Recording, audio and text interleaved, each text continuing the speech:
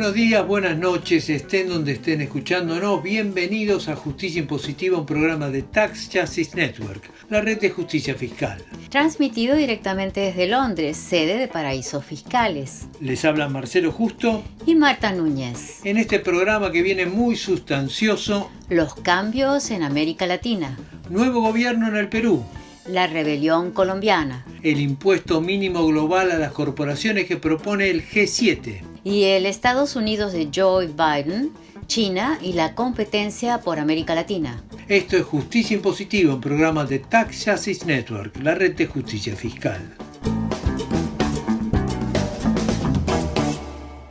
Procesados el 100% de los votos, la estrechísima victoria del candidato de Perú Libre, el maestro y sindicalista Pedro Castillo, sobre Keiko Fujimori en la segunda ronda electoral de Perú, marca un cambio del equilibrio entre fuerzas de izquierda y derecha en Sudamérica, pero no termina con la incertidumbre en que vive el Perú, ni resuelve los numerosos problemas que enfrenta el país. Las denuncias de Keiko Fujimori por supuestas irregularidades electorales han enturbiado aún más las aguas. Perú es uno de los países más golpeados por la pandemia en América Latina. Ha sido epicentro de escenas dramáticas que hemos visto en los noticieros, como el desborde de la capacidad hospitalaria y la imposibilidad de enterrar a los muertos. A este descalabro del sistema de salud y la asistencia social se suma un descalabro económico que ha puesto en entredicho el llamado modelo peruano, un modelo que mostró un buen nivel de crecimiento hasta la pandemia, pero altísimos niveles de desigualdad, pobreza y graves agujeros en la provisión de los servicios públicos, agujeros que quedaron más que nunca en evidencia con la pandemia. En el caótico y rocambolesco escenario político peruano, con prácticamente todos los expresidentes de los últimos 30 años encarcelados, procesados o denunciados por corrupción, esta ha sido la elección más polarizada que se recuerde. Justicia Impositiva dialogó con el analista peruano Carlos Bedoya, que comenzó por referirse a los problemas de gobernabilidad en un país tan polarizado.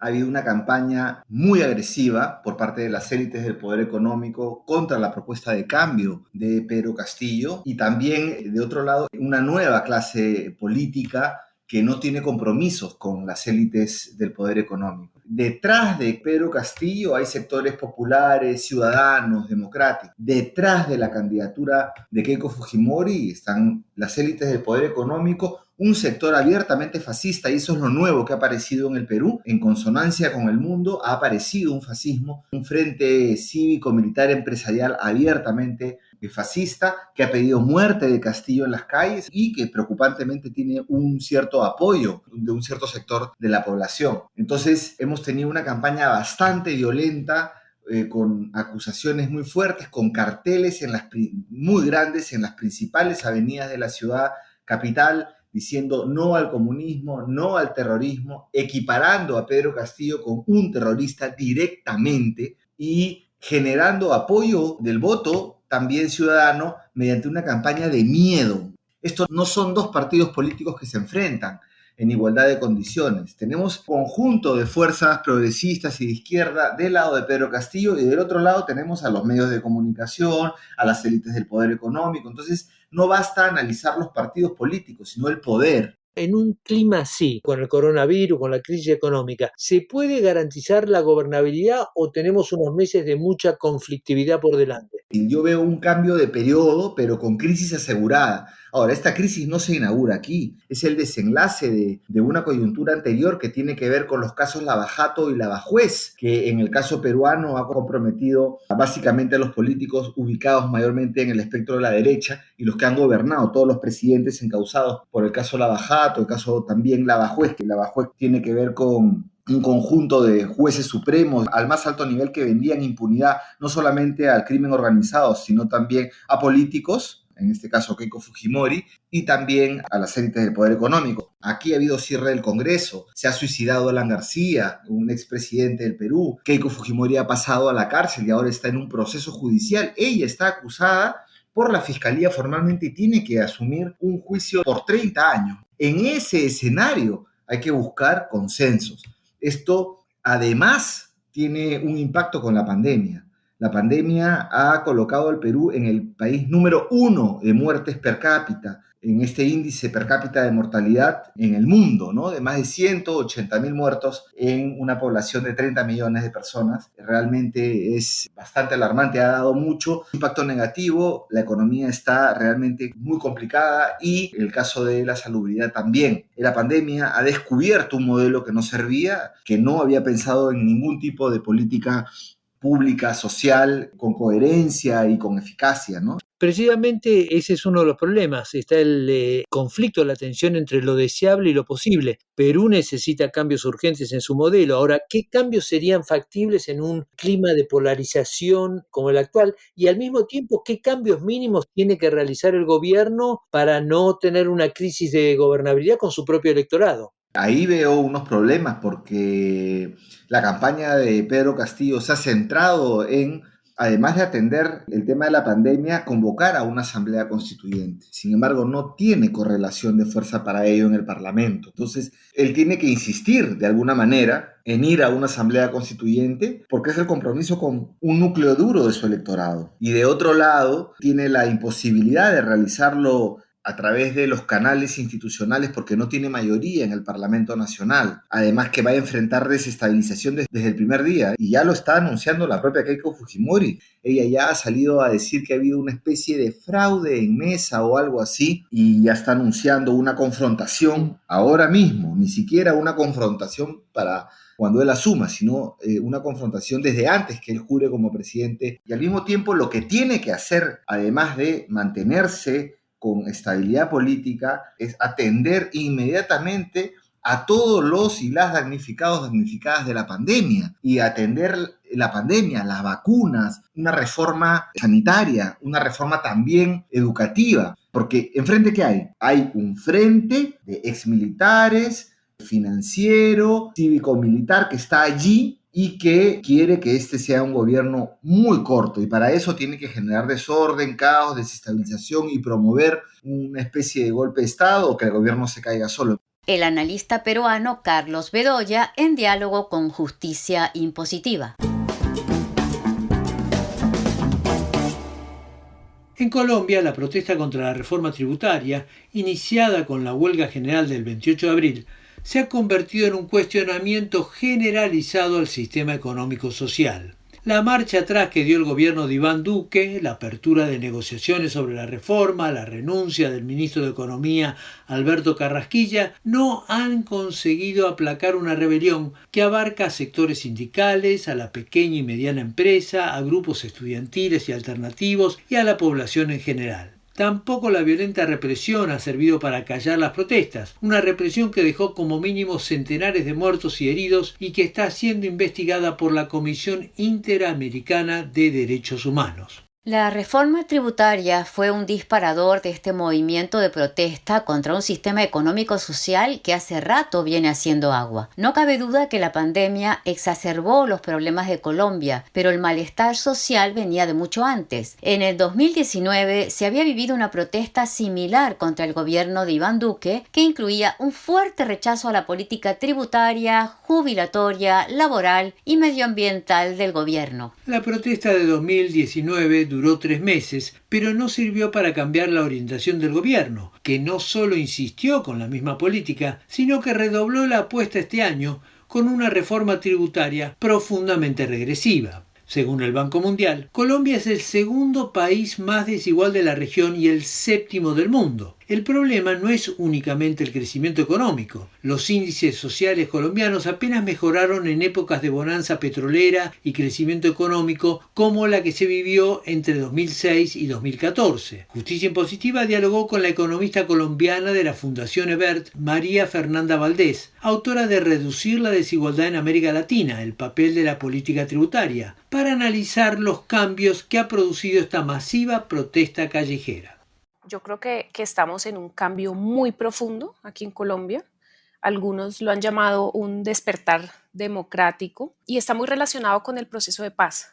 Hay que recordar que aquí en Colombia no era común tener protestas, no era normal. Durante todos los años de conflicto, la protesta no era parte de nuestra forma de participación política porque siempre estaba el riesgo de la estigmatización. era muy común que los estigmatizaran a los marchantes como infiltrados, como guerrilleros, cosas. Entonces hoy, gracias al acuerdo de paz, todas esas exigencias pueden salir a la luz pública. Entonces yo creo que sí se viene un cambio muy radical. Las protestas lograron tumbar la reforma tributaria en un país que siempre pasan las reformas tributarias, donde la gente nunca se había interesado por temas tributarios. Esta no había sido la única reforma impopular. Aquí, por ejemplo, Santos, en 2014, tuvo una reforma que en estos niveles de desigualdad subió la tasa de IVA del 16 al 19% y nadie dijo absolutamente nada y pasó en el Congreso sin ningún problema. En el 2019 también tuvimos una reforma que prácticamente regaló 9 billones de pesos, que es un montón de plata en Colombia, en beneficios tributarios para empresas y nadie dijo absolutamente nada. Pero entonces esto cambió. Ya la gente en las calles no está dispuesto a aceptar ninguna reforma tributaria que vaya en contra de los más pobres, que no sea altamente progresiva. Y entonces eso va a quedar en la memoria colectiva por muchos años y yo creo que un nuevo presidente que quiera volver a sacar una reforma tributaria no se va a olvidar de lo que ha pasado. Entonces cambió también la forma y ya está cambiando la forma de hacer política pública en Colombia. En términos de apoyo popular, ¿cómo evalúas lo que está pasando en Colombia? ¿Hay un apoyo popular masivo suficiente para que estas protestas constituyan una hegemonía política? Sí, yo creo que en este momento incluso hay una encuesta que muestra que el 75% de los ciudadanos están a favor de las marchas. Es interesante ver que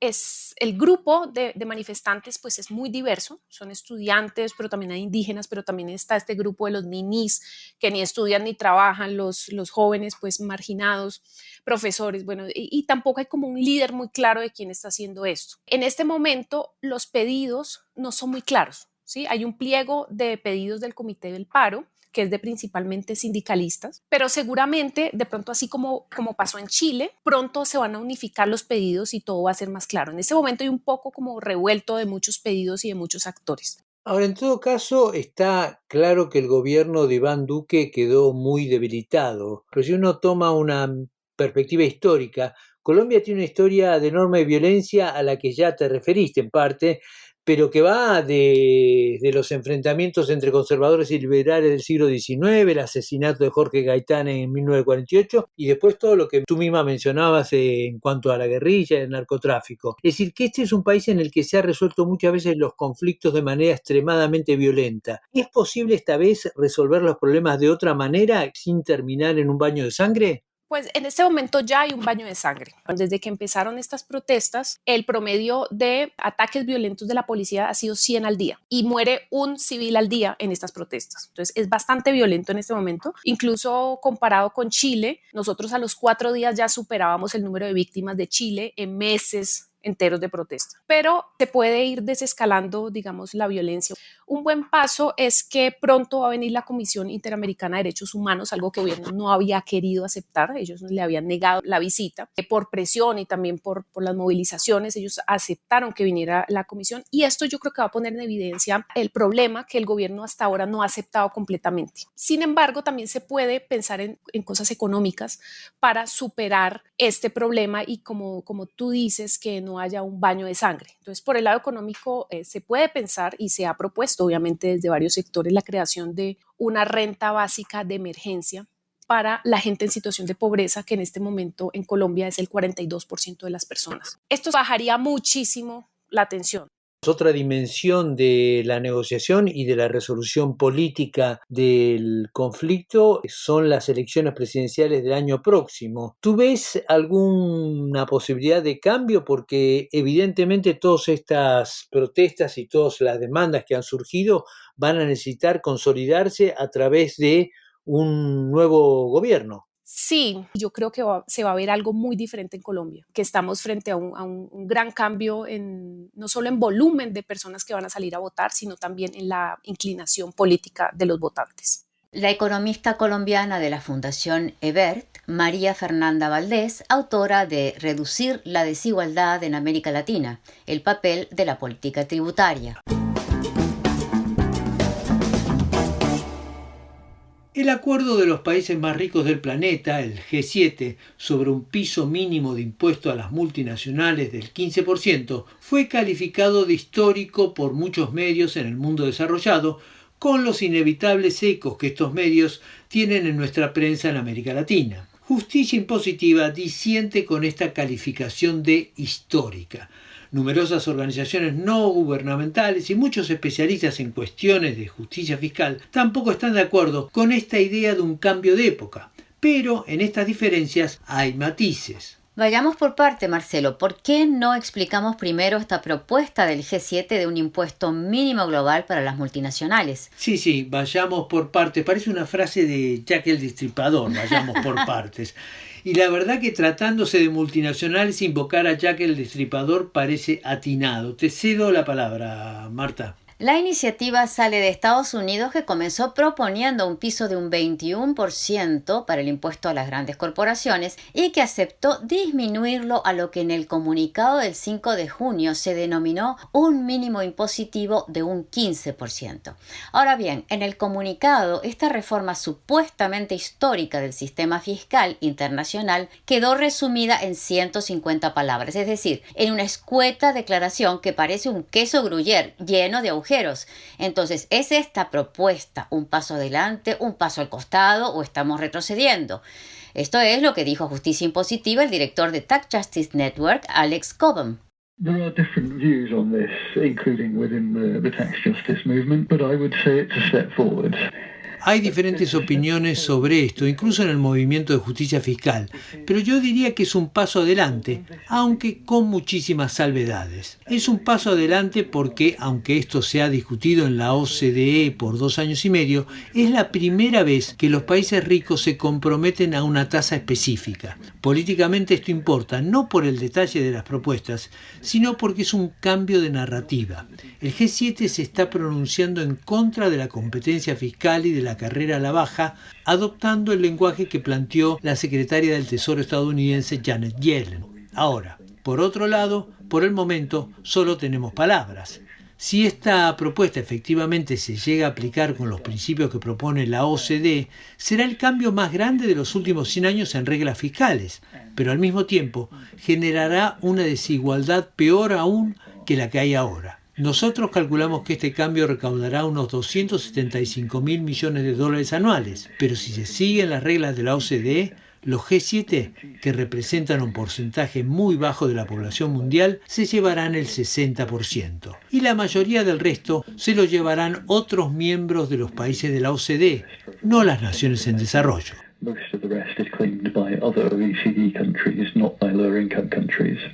¿Dónde está la trampa entonces? En 2 temas. Por un lado, la tasa impositiva es muy baja. Desde Tax Justice Network y otras organizaciones se proponía un 25%, pero se podía convivir con un 21% como propuso Janet Yellen en un principio. Que sea 15% achica mucho el margen porque además no se aplicaría a todas las multinacionales, sino a un universo acotado. Pero además hay otro problema. ¿Quién recauda este adicional impositivo? Si se siguen las reglas que propone la Organización para la Cooperación y Desarrollo, que nuclea a los países más ricos, pierden los países en desarrollo. Alex Cobham ilustra el problema con un ejemplo. Imagine you have a French multinational, Danone, shifting, let's say, $1 billion of profit out of Brazil and into Bermuda. Supongamos que una multinacional francesa, Danone, tiene ganancias por $1.000 millones en Brasil, pero paga 0 impuestos porque transfiere las ganancias a Bermudas, donde no se paga ningún impuesto. Con el cambio de reglas propuesto por el G7, hay $1.000 millones con 0% de impuesto, de manera que habría que aplicarle este mínimo de un 15%, lo que daría $150 millones. ¿A dónde irían estos 150 millones que se recaudarían gracias al impuesto mínimo a las multinacionales? ¿Irían al país donde se originó la venta, es decir, al Brasil? No, en la propuesta de la OCDE irían a Francia, porque allí está la sede central de la multinacional. Esta es la perspectiva que parecería haber adoptado el G7 sobre la distribución de este 15%. Y es por eso que los países del G7 van a obtener más del 60% de lo que se recaude. And that is why the G7 would get more than 60% of the benefits of this. Esta propuesta del G7 se discutirá en la cumbre del G20 que se celebrará en Venecia en julio. El G20 no es el G7. Incluye a China, a India, a Turquía, a Indonesia, a Argentina, Brasil y México. Juntos estos países representan un 40% de la población mundial. La aprobación o modificación de esta propuesta por el G20 será fundamental para el futuro de la justicia fiscal. I think the next big moment is the G20 meeting in July, and you've got probably three main things that are going to happen between. Pienso que el próximo gran paso es la reunión del G20 en julio. Hay tres cosas que van a pasar. Primero, países como la República de Irlanda y otros paraísos fiscales van a intentar formar una alianza para defender el actual modelo económico y frenar o revertir los cambios del G7.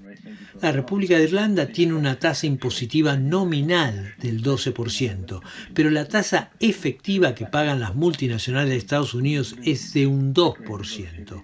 De manera que los cambios que propone el G7 terminarían con este modelo.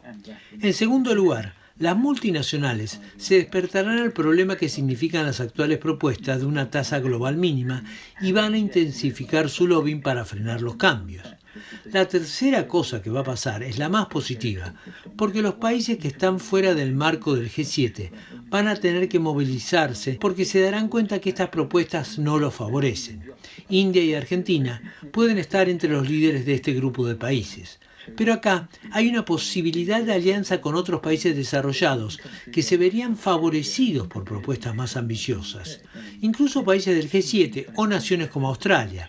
Es decir, que puede haber una coalición entre naciones en desarrollo y desarrolladas que exijan más a partir de lo que el G7 acordó, pero asegurando que haya una distribución equitativa de los beneficios en vez de la grotesca propuesta que la OCDE quiere poner sobre la mesa. But we will ensure that there's a fair distribution instead of this grotesquely unfair thing that the OECD has put on the table. El director de Tax Justice Network, Alex Cobham. Las cosas vienen cambiando en Estados Unidos desde el fin de la presidencia de Donald Trump.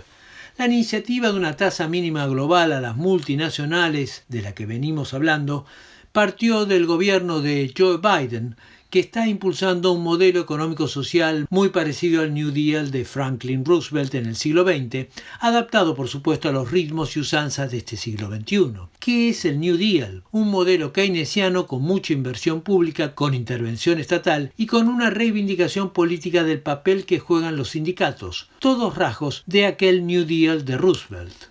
A nivel internacional, este nuevo modelo se basa en una mayor cooperación y coordinación con los países ricos, a diferencia del modelo de Trump, que arremetía contra todos los consensos establecidos con el mundo desarrollado, fuera a nivel económico, medioambiental o militar. Pero ¿qué pasa más allá de la relación con la Unión Europea y Japón, es decir, con el mundo desarrollado? Y sobre todo, ¿qué pasa con la relación con China en el marco de la lucha de las dos superpotencias por la supremacía global? La estrategia de Donald Trump se basó en 4 años de belicismo retórico y guerra comercial y arancelaria. Biden se desmarcó de esta táctica de Trump, pero dejó en claro que la competencia entre las dos superpotencias continúa. I see stiff competition with China. China has an overall goal, and I don't criticize. Veo una competencia muy dura con China. China tiene un objetivo de convertirse en la máxima potencia planetaria y yo no los critico por aspirar a ser el país más rico, el más poderoso, pero esto no va a pasar mientras yo sea presidente, porque Estados Unidos continuará creciendo y expandiéndose. Because the United States is going to continue to grow and expand. Desde la perspectiva de Biden, Estados Unidos tendrá que dominar la producción y tecnología del futuro para decidir esta batalla, en la que, según el presidente, también está en juego el futuro de la democracia. Además, está a decir que esta competencia tendrá un gran impacto en América Latina. El gobierno de Biden es consciente que en medio de la pandemia Estados Unidos está perdiendo la diplomacia de las vacunas con China y Rusia, pero además ve con preocupación la influencia que China ha ganado en la región en los últimos 20 años. Para analizar estos temas en nuestro panorama internacional, dialogamos con Óscar Ugarteche, autor de una veintena de libros sobre la historia económica regional, académico de la Universidad Nacional Autónoma de México, la UNAM, y director del Observatorio Económico Latinoamericano. Lo que ha cambiado es el discurso. Es un discurso menos beligerante, pero en esencia no se ha modificado nada. Biden ha dicho que va a colocar $62,000 millones para la producción de semiconductores, y eso tiene un efecto sobre el comercio entre Estados Unidos y China, ¿no? Pero no es necesariamente un efecto más adverso a China de lo que había antes. Es decir, entre ponerle aranceles muy altos, entre prohibir el comercio, que es lo que hizo Trump, de semiconductores, Biden dice, no prohíbo el comercio, pero yo voy a fabricar los semiconductores acá. Es que es una relación mutua entre China y Estados Unidos en el tema de los semiconductores. Unos fabrican unas cosas, otros fabrican otras cosas, y juntos fabrican los semiconductores que se utilizan en carros, aviones y qué sé yo, todo lo moderno. ¿Hay una posibilidad entonces de que por lo menos en ciertos sectores haya una complementariedad entre China y Estados Unidos y en otros no, haya competencia? Yo creo que la complementariedad que vienen teniendo ya hace tiempo va a continuar, y la competencia que tienen en otras ramas también va a continuar. Lo que pasa es que Estados Unidos no puede competir por costos, es muy caro. El problema estadounidense es que tiene un nivel salarial que está muy por encima del nivel de su productividad. Y entonces, claro, los productos que sacan no compiten, pues. O sea, el teléfono de Apple, que es igual al Huawei P30, es algo así como 3 veces más costoso. Y es exactamente el mismo teléfono. Es decir, lo único que puede hacer Estados Unidos ante eso es proteccionismo. Y entonces te dicen, no, es que los chinos ganan muy poco. Pues los chinos, si ganaran tan poco, no tendrían ahora la clase media más dinámica del mundo. Entonces tampoco es que ganan tan poco. Está la situación de América Latina y cómo América Latina se sitúa frente a esta rivalidad entre las dos superpotencias. Y la influencia china en la región creció de manera extraordinaria en los últimos 20 años. Algo que se verifica, dicho sea de paso, no solo en lo económico, sino también ahora con la pandemia en el tema de la vacunación. ¿Qué papel puede jugar la región en el medio de esta competencia? ¿Te parece que esta rivalidad le ofrece a América Latina un espacio diplomático para obtener mayores beneficios en la relación con ambas superpotencias? Yo veo unos países que se pegaron una alineada con Washington desproporcionada a mi gusto, y no son gobiernos, son partidos políticos. Entonces tú ves que de repente gana en el país, bueno, en Argentina, sin ir más lejos, gana Macri, entonces el alineamiento con Washington es completo. Pierde Macri, gana Fernández, y entonces hay un poco más de oxígeno. Pero eso nos está pasando en todos los países. Entonces, unos partidos políticos que están totalmente alineados, y hay otros partidos políticos que toman más distancia. Yo creo que ahora que hay, parece ser, vamos a llamarle comillas, una ola rosa nuevamente, con una Chile más progresista, vamos a ver qué termina de pasar en el Perú. Colombia eventualmente podría ser más progresista en las elecciones del próximo año. Tampoco sabemos qué va a pasar en Brasil, pero más que probablemente Lula gane. En ese escenario tendríamos una posición frente a China, posiblemente de mayor espacio, ¿no? De mayores márgenes de negociación y de negociar en mejores términos. Todo eso tiene que ser hecho de manera grupal. Para China, la idea de que negocia de manera grupal con América Latina está puesta en blanco y negro en su acuerdo con la CELAC.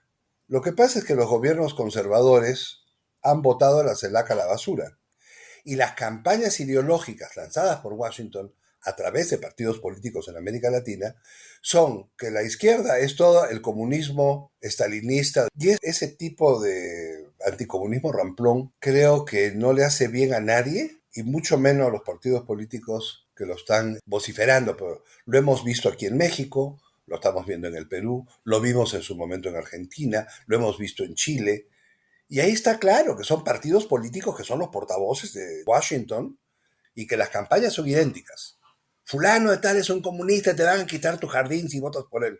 Te van a quitar tu automóvil, tu pequeño taxi si votas por fulano. Yo creo que los progresistas en todo caso tienen que tener una posición con más oxígeno frente a Washington y ciertamente frente a China, ¿no? Óscar Ugarteche, autor de una veintena de libros sobre la historia económica regional, académico de la Universidad Nacional Autónoma de México, la UNAM, y director del Observatorio Económico Latinoamericano. Llegamos así al final de esta edición de Justicia Impositiva. Y no olviden que pueden seguirnos en Twitter, @j_impositiva. O suscribirse a nuestra página web www.justiciaimpositiva.com. Desde los estudios de Tax Justice Network nos despedimos Marcelo Justo y Marta Núñez. Hasta la próxima.